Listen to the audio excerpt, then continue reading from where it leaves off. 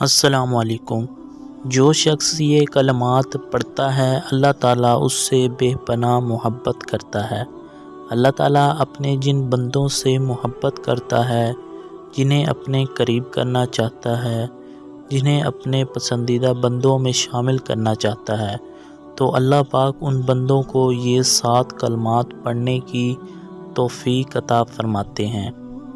جو شخص یہ 7 کلمات پڑھے گا تو اللہ تعالیٰ کے پسندیدہ بندوں میں شامل ہو جائے گا۔ خاص طور پر شعبان کے مہینے میں یہ 7 کلمات لازمی طور پر پڑھیں۔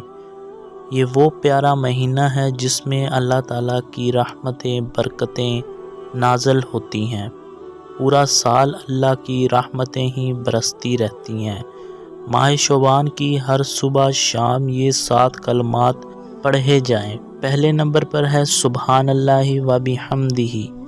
ایک بزرگ کے پاس ایک شخص رزق کی تنگی کی شکایت کی تو انہوں نے فرمایا ہر نماز کے بعد سبحان اللہ و بحمدہ پڑھ لیا کرو۔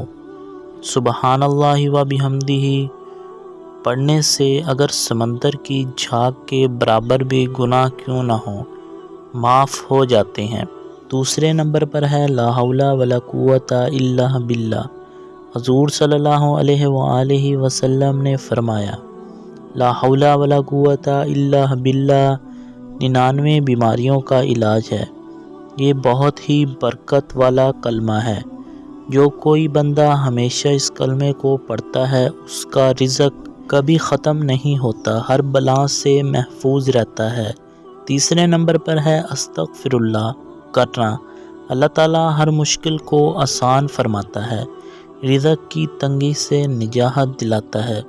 چوتھے نمبر پر جو شخص درود پاک پڑھتا ہے اللہ تعالیٰ اس شخص پر ایک فرشتہ مقرر کر دیتا ہے جو اسے عیب کرنے سے روکتا ہے، اور اللہ تعالیٰ لوگوں کو اس کے عیب کرنے سے روک دیتا ہے۔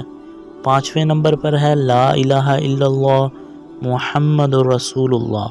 حضرت ابو ہریرہ رضی اللہ تعالیٰ عنہ سے مروی ہے کہ نبی کریم صلی اللہ علیہ وآلہ وسلم نے فرمایا جو بندہ سچے دل سے یہ کلمہ پڑھتا ہے اس کے لیے آسمان کے دروازے کھول دیے جاتے ہیں۔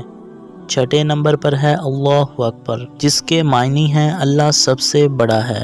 یہ تسبیح اللہ پاک کو بہت ہی پیاری ہے۔ یہ تسبیح اللہ تعالیٰ کے قریب کر دیتی ہے۔ ساتویں نمبر پر ہے الحمدللہ، سب سے پیارا اقرار کرنا، اللہ تعالیٰ کی نعمتوں کا شکر ادا کرنا۔